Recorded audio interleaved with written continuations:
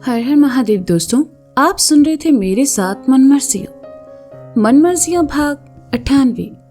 शगुन गुड्डू के लिए खाना लेकर आई, लेकिन गुड्डू सो चुका था।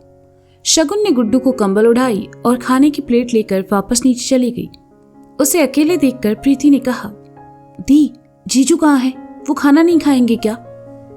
प्रीति, वो सो गए हैं, शायद बहुत थक चुके हैं। शगुन ने कहा, कोई बात नहीं, जीजू को थोड़ा आराम करने देते हैं, वैसे भी अब 2 दिन उन्हें खूब काम करना है, प्रीति ने कहा। शगुन प्रीति के साथ खाना खाने के टेबल की ओर चली आई, जहां पारस और सोनिया पहले से मौजूद थे। प्रीति ने पारस के बगल में बैठते हुए कहा, वैसे एक थैंक यू तो पारस भैया को भी बनता है।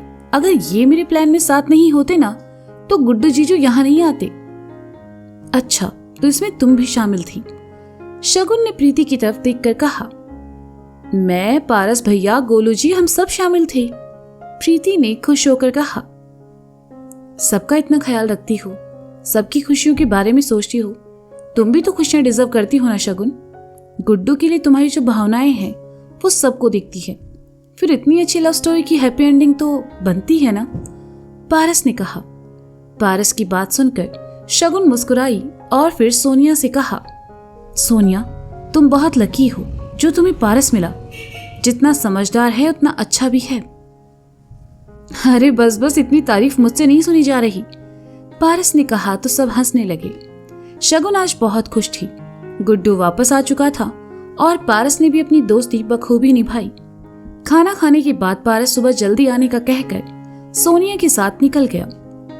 शगुन गुड्डू को देखने आई तो देखा गुड्डू के साथ साथ वहां कुछ और रिश्तेदार भी सो रहे हैं। ऐसे में शगुन को कमरे में रुकना ठीक नहीं लगा। वह प्रीति के कमरे में चली आई। प्रीति कल के फंक्शन में पहनने वाले अपने कपड़ों को लेकर देख रही थी। शगुन को देखते ही उसने कहा, दी, आओ ना, कल मेहंदी में मैं ये पहनने वाली हूँ और शाम के फंक्शन में ये, कैसा है? बहुत अच्छा है, शगुन ने बैठते हुए कहा। वैसे आप यहाँ क्या कर रही हैं? आपको तो आज गुड्डू जीजू के पास होना चाहिए था ना, प्रीति ने शगुन की तरफ पलटकर कहा। प्रीति, उनके साथ तो मुझे हमेशा ही रहना है। वैसे भी मेहमानों और सब घर वालों के सामने उनके साथ साथ घूमना अच्छा नहीं लगता, शगुन ने कहा। दी, शादी मेरी हो रही है या आपकी? 1 साल होने में कुछ ही महीने बाकी है और आप है कि? वैसे आज जीजू ने आपको प्रपोज किया, मुझे तो देखकर ही मजा आ रहा था, कितना रोमांटिक लग रहा था सब, प्रीति ने खुश होकर कहा। तो शगुन की आंखों के सामने कुछ देर पहले वाले पल आने लगे। शगुन के चेहरे पर लालिमा आ गई। प्रीति ने देखा तो शगुन को छेड़ने लगी। तू आजकल कुछ ज्यादा ही शैतान हो गई है प्रीति, जब तेरी शादी होगी तब तुझसे पूछूंगी, शगुन ने कहा। पूछना क्या है, 2 दिन बाद शादी है, खुद ही देख लेना, प्रीति ने शरारत से कहा। अच्छा ठीक है, अब जाओ सो जाओ, सुबह जल्दी उठना है, शगुन ने कहा और प्रीति की तरफ तकिया बढ़ा दिया। प्रीति आकर शगुन की बगल में लेट गई और कहा, दी, आपसे एक बात पूछूं? हाँ पूछो, शगुन ने कहा। आपने गुड्डू जीजू को माफ कर दिया ना? प्रीति ने थोड़ा सीरियस होकर पूछा। ऐसा क्यों पूछ रही हो तुम? शगुन ने कहा। दी, वो इसलिए क्योंकि मैं नहीं चाहती यहां से वापस कानपुर जाने के बाद आपके मन में गुड्डू जीजू के लिए कोई भी शिकायत या गिले शिकवे हो, प्रीति ने कहा। प्रीति, मैंने उन्हें उसी वक्त माफ कर दिया था जब उन्होंने घाट पर मुझसे माफी मांगी थी। कुछ गिले शिकवे फिर भी बाकी थे, पर आज जो सबके सामने उन्होंने अपने मन की बात कही, उसके बाद उनसे शिकायत करने का सवाल ही नहीं बनता।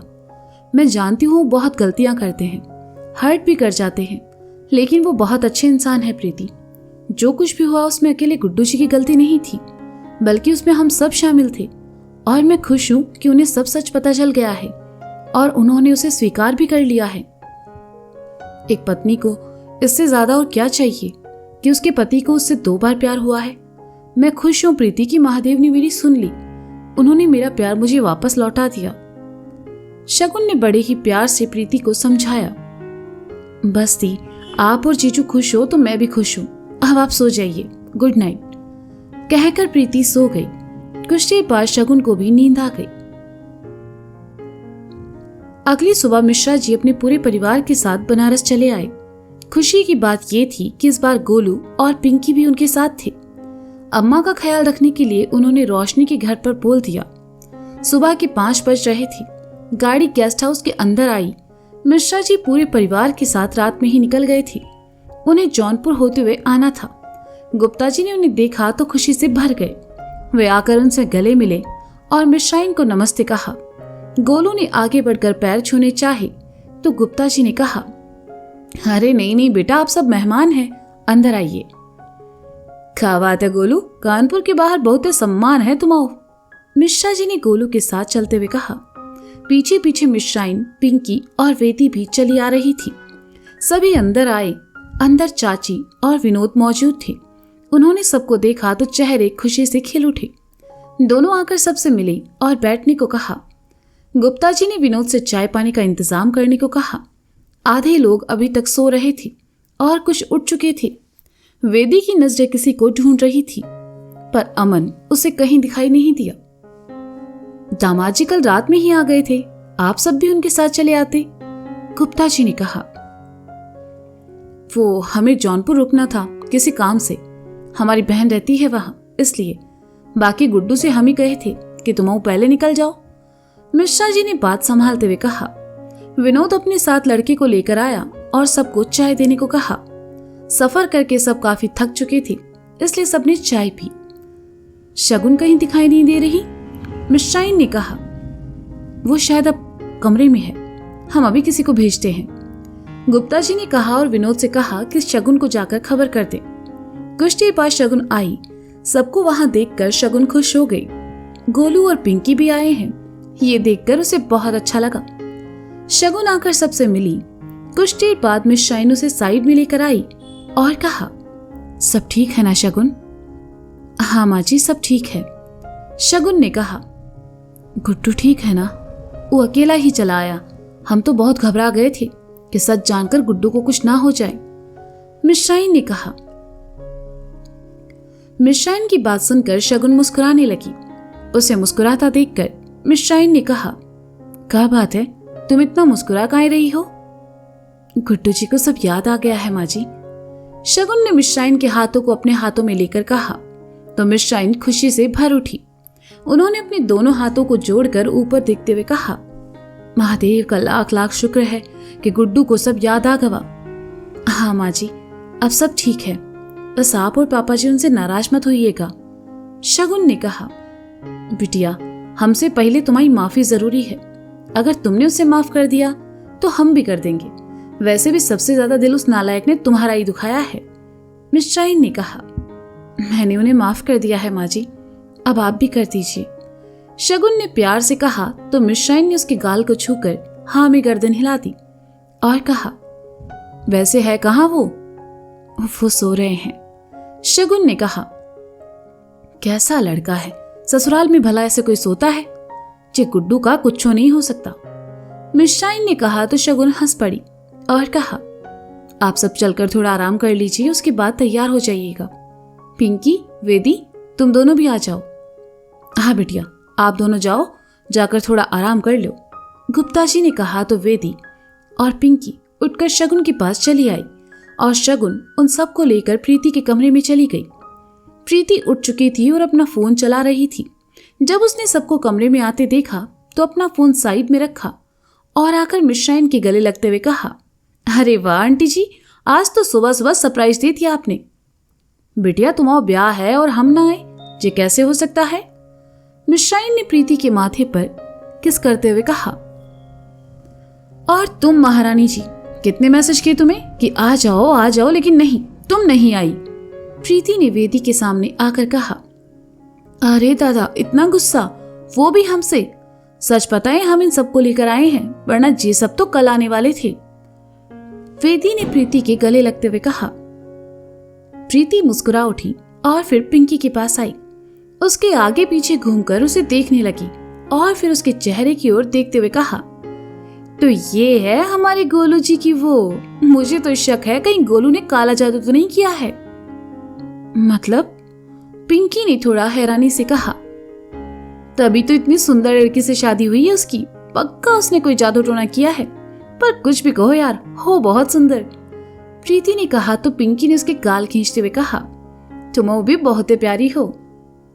हाय, कितना मीठा बोलते हो ना तुम कानपुर वाले।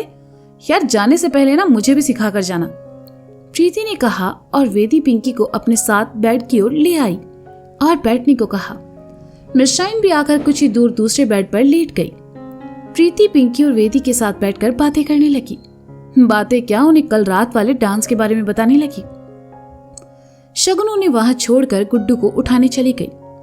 शगुन कमरे में आई तो देखा बाकी सब उठकर जा चुके हैं, बस गुड्डू सोया है और कुछ ही दूर भाभी का लड़का बंटी। शगुन गुड्डू के पास आई और उसे उठाते हुए कहा, गुड्डू जी उठ जाइए। सोने दो ना शगुन, में बहुत नींद आ रही है, गुड्डू ने करवट बदलते हुए कहा। शगुन मुस्कुराई और धीरे से गुड्डू के कान के पास आकर कहा, आपके पिताजी आपको बुला रहे हैं। गुड्डू ने जैसे ही पिताजी नाम सुना एकदम से नींद में उठ खड़ा हुआ और कहा, पिताजी आए हैं, वो भी इतनी सुबह सुबह यहाँ बनारस में। सभी घर वाले आए हैं और साथ में गोलू जी और पिंकी भी। अब उठ जाइए और नीचे चलिए, शगुन ने कंबल समेटते हुए कहा। पिताजी का नाम सुनते ही गुड्डू की नींद उड़ गई। इससे पता चलता है कि मिश्रा जी का डर अभी भी कायम था। गुड्डू उठा और कुर्ता निकालकर रात वाला शर्ट वापस पहन लिया और कहा, तुम भी चलो ना हमारे साथ। क्यों, आपको डर लग रहा है? शगुन गुड्डू की मनोस्थिति भांप गई। नहीं, हमें कहाँ डर लगेगा, डरेंगे किससे? वो तो बस इसलिए कह रहे थे कि हमारे साथ साथ तुम भी मिल लेती उनसे। गुड्डू ने कहा, मैं उनसे मिल चुकी हूँ, आप जाइए, वो सब नीचे हॉल में है। कहकर शगुन वहां से चली गई। गुड्डू ने अपने बालों को सही किया और नीचे चला आया। उसने सीढ़ियों से देखा मिश्रा जी वहां नहीं थे, बस गोलू था और बैठकर विनोद चाचा से बात कर रहा था। उसकी जान में जान आई। वह आराम से नीचे आया और गोलू को देखकर कहा, अरे गोलू, सुबह सुबह यहाँ? कहा भैया, ससुराल में आंखें नहीं खुल रही तुम्हारी? गोलू ने कहा तो गुड्डू उसकी बगल में आ बैठा। दामाद जी आप बैठिए, मैं चाय भिजवाता हूँ, कहकर विनोद चाचा वहां से चले गए। उनके जाते ही गोलू गुड्डू की तरफ लपका तो गुड्डू ने कहा, अबे पिताजी यहाँ क्या कर रहे हैं? हम बिना बताए बनारस चले आए, इस बात पर वो हमसे बहुत ही नाराज होंगे। गुड्डू भैया चिल, बड़के मिश्रा जी यहाँ प्रीति की शादी में आए हैं, तुम्हारी क्लास तो वो कानपुर जाकर लगाएंगे, यहाँ ससुराल में थोड़े दामाद जी को जूती मारेंगे। नहीं, गोलू ने कहा। साले गोलू, तुम वो पार्टी तो नहीं बदल लिए हो? मानते हैं मिश्रा जी तुम्हारी शादी करवाए हैं, पर साले हमारी दोस्ती भूल गए तुम, गुड्डू ने कहा। इतने में लड़का चाय ले आया और दोनों के लिए रखकर चला गया। गोलू ने चाय का कप उठाया और कहा, देखो भैया, इतने कांड करने के बाद ना हमें लगता है कि मिश्रा जी सही आदमी हैं। इले हम सब रंगबाजी छोड़ के उनके चेले बन गए हैं। अब से नो कांड ओनली कर्म। गुड्डू हंसा और कहा, बेटा तुम्हारा और कांड का ना नाड़े कच्चे का साथ है, हमें नहीं लगता ये चेलगिरी ज्यादा दिन चलेगी। गोलू ने मुंह बनाया तो गुड्डू चुपचाप चाय पीने लगा और वहां से बाहर चला गया। आज मौसम काफी अच्छा था, बाहर सर्दी ज्यादा थी, इसलिए गुड्डू वापस अंदर चला आया। तभी सामने से आते मिश्रा जी दिखे।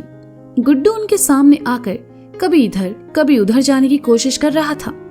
मिश्रा जी ने देखा तो कहा, क्या कबड्डी खेलोगे हमारे साथ? नहीं, गुड्डू ने रुक कर कहा। तो सीधे खड़े रहो फिर, शगुन से माफी मांगी? मिश्रा जी ने सीधा सवाल किया। गुड्डू ने कहा, अच्छी बात है, जे लो गाड़ी की चाबी, पीछे डिग्गी में तुम्हारा सामान रखा है और शगुन का सामान रखा है, जाकर निकाल लो। मिश्रा जी ने गुड्डू को गाड़ी की चाबी दी और आगे बढ़ गए। गुड्डू भी वहां से चला गया। मेहंदी की रस्म के लिए सब तैयार होकर आए। शगुन, वेदी, पिंकी, भाभी और चाची ने हरे रंग के कपड़े पहने थे। सभी बहुत सुंदर लग रही थी। मिश्राइन शगुन की बुआजी के साथ बैठकर बतिया रही थी। प्रीति आकर बैठी, उसे मेहंदी लगने लगी। पास ही कुछ औरतें ढोलक बजा रही थी। प्रीति के सामने उसकी सहेलियां और बहनें डांस कर रही थी। ये एक ऐसी रस्म थी जहां सिर्फ लड़कियां और औरतें थी, क्योंकि मर्दों को यहां आना अलाउ नहीं था। गुड्डू और गोलू जैसे ही तैयार होकर आए, उन्होंने देखा कि हॉल में कुछ फंक्शन चल रहा है, तो दोनों उस तरफ चले आए। चाची ने देखा तो उन्हें रोकते हुए कहा, अरे अरे, आप दोनों कहाँ? बाहर चलिए, मर्दों का यहाँ आना मना है। गुड्डू और गोलू ने एक दूसरे को देखा और मुंह लटका कर बाहर चले आए। गुड्डू के साथ चलते हुए गोलू ने कहा, यार गुड्डू भैया, ये कैसी रस्म है? हमें ही ना देखने दी। हमारी वाली भी तो वहां है ना। वैसे वो दिन भर हमको नचाती है, आज हम भी देख लेते हैं उन्हें नाचते हुए। ऐसा है क्या गोलू? चलो फिर करते हैं कुछ जुगाड़। गुड्डू ने कहा। आप हमारी वाली कहां देखेंगे? गोलू ने गुड्डू को घूरते हुए कहा। अबे हम अपनी वाली की बात कर रहे हैं, उनको तो देख सकते हैं ना। गुड्डू ने गोलू के सर पर चपत लगाते हुए कहा। हाँ जे ठीक है। कहते हुए गोलू गुड्डू के साथ हॉल की खिड़की पर आया। उसे खोलकर दोनों वहां खड़े होकर अंदर का नजारा देखने लगे। प्रीति की सहेलियों ने देखा शगुन बैठी है तो शगुन को भी डांस करने को ले गई। प्रीति ने वेदी और पिंकी को भी जाने को कहा। सभी साथ साथ डांस करने लगे। गुड्डू ने शगुन को डांस करते देखा तो अपनी कोहनी खिड़की पर टिका ली और हाथ गाल से लगाकर बड़े ही प्यार से शगुन को देखने लगा। शगुन डांस करते हुए अच्छी लग रही थी। ये देखकर गुड्डू ने कहा, शगुन डांस करते हुए कितनी अच्छी लगती है। गोलू ने कोई जवाब नहीं दिया तो गुड्डू ने उसकी तरफ देखा तो पाया कि उसी की तरह गोलू भी कोहनी खिड़की पर टिकाकर गाल को हाथ से लगाकर सामने देख रहा है। उसने बिना गुड्डू की तरफ देखे कहा, हमारे वाले भी कुछ कम नहीं लग रही गुड्डू भैया। दोनों आगे देख पाते इससे पहले ही चाची की नजर उन पर पड़ी और उन्होंने आकर खिड़की बंद कर दी। तो दोस्तों ये था मनमर्जियां भाग 98। इसका अगला भाग आप जल्द ही सुनेंगे मेरे साथ। तब तक के लिए शुक्रिया, बाय बाय, अपना ख्याल रखिए और हाँ, सुनते रहिए मनमर्जियां मेरे साथ। Bye bye.